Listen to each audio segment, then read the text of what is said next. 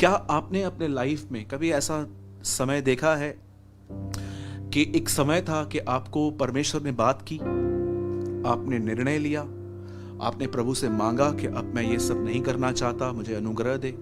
पर जब टेम्पटेशन की बारी आई तब आप गिर गए, आपको मदद नहीं मिली।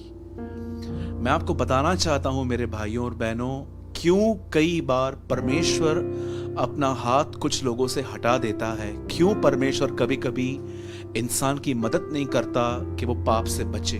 क्यों बाइबल बताती है कि जब शैतान ने यीशु से कहा मुझे पतरस चाहिए, तो यीशु ने ये नहीं कहा कि नहीं तू उसे नहीं ले सकता, लेकिन यीशु ने पतरस से कहा कि शैतान ने तुझे मांगा है कि तुझे गेहूं के नाई फटके, पर यीशु ने उसके लिए ये प्रार्थना नहीं की थी कि वो बचे। प्रभु ने कहा तू गिर, यहां पर तेरा गिरना जरूरी है, लेकिन जब तू उठे तो अपने भाइयों को स्थिर करना। कभी आपने इस बारे में सोचा कि क्यों हम कई बार अपने पुराने स्वभाव में चल जाते हैं, क्यों अपने ओल्ड नेचर में आ जाते हैं? क्यों? रीजन इज वेरी सिंपल, बहुत साधारण सी बात है, क्योंकि हम घमंड करते हैं, इसीलिए हमें अनुग्रह नहीं मिलता। कई लोगों के अंदर एक ख्याल, कई लोगों के अंदर एक क्वेश्चन होता है कि ब्रदर मुझे ग्रेस क्यों नहीं मिला, मुझे अनुग्रह क्यों नहीं मिला। आप सभी जानते हैं अनुग्रह क्या होता है। अनुग्रह एक ऐसी ताकत है जो पवित्र आत्मा एक व्यक्ति को देता है, जिसे पाकर इंसान पाप को बहुत इजीली ना कह देता है। मैं आज भी जानता हूं, जब मैं प्रभु में नहीं था तो मैं बहुत मूवीज देखता था, पर अब मुझे मूवीज से, मतलब जो अनक्लीन मूवीज हैं, मैं नहीं कहता हूँ Christian movies like passion of the Christ या सेंट पीटर, ऐसी बहुत सारी अच्छी मूवीज भी आती हैं जो बहुत बाइबल बेस पे हैं, पर कुछ जो आजकल जो मूवीज चल रही हैं बॉलीवुड, हॉलीवुड या ऐसी कॉमेडीज जिसमें बहुत गंदी गंदी बातें की जाती हैं, नॉनवेज बातें, डबल मीनिंग बातें, ऐसों से मुझे घृणा आती है, मैं वहां पर बैठ नहीं पाता हूँ। किसने मुझे अनुग्रह दिया इन बातों से निकलने का? परमेश्वर ने, अपनी आत्मा के द्वारा। पर क्यों परमेश्वर कई लोगों की मदद नहीं करता? उसका रीजन जानते क्या है? क्योंकि अब वो घमंड कर रहे हैं। अब आप पूछेंगे भाई किस बात पर घमंड?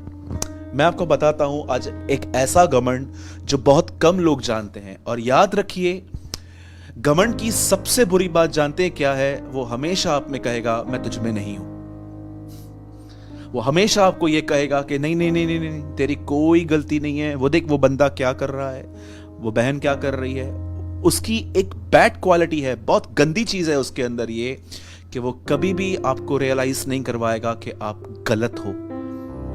अब मैं आपको जिस प्राइड की बात कर रहा हूं, मुझे लगता है इस प्राइड से बहुत कम लोग वाकिफ हैं। ऐसा लिखा गया है कि यीशु ने प्रेयर के लिए एक दृष्टांत बताया। दृष्टांत भी नहीं कह सकते इसे, मैं कहूंगा कि यीशु ने एक एग्जाम्पल लिया। दो लोग मंदिर में प्रार्थना कर रहे थे, एक फरीसी था और दूसरा चुंगी लेने वाला, टैक्स कलेक्टर। उन दिनों में टैक्स कलेक्टर का नाम बहुत खराब होता था। इवन जब यीशु जक्कई के घर में जा रहे थे तो बहुत लोग कुड़कुड़ा रहे थे कि यीशु उस पापी के घर में क्यों जा रहा है।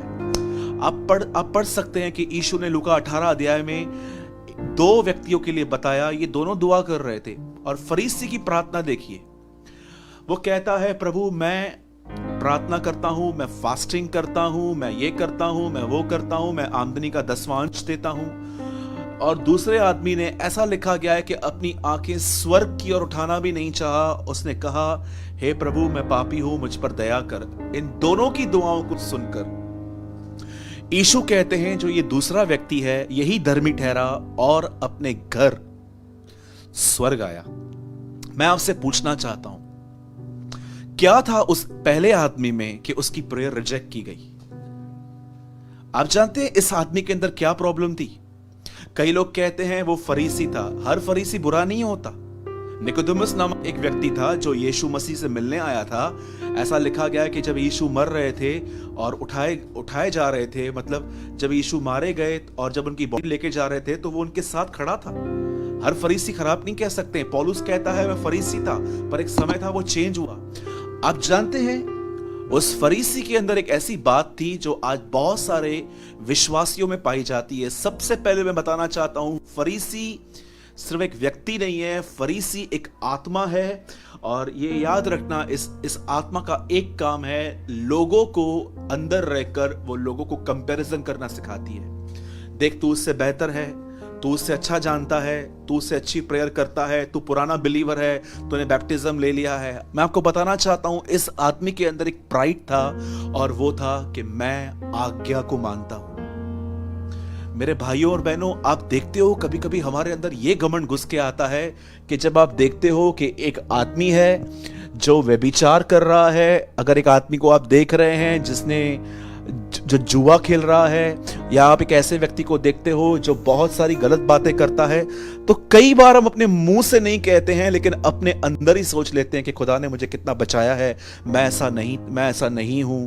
देखिए, परमेश्वर को धन्यवाद देना एक अलग बात है, पर अपने आप में यह सोचना कि मैं इससे बेहतर हूं, ये प्राइड है।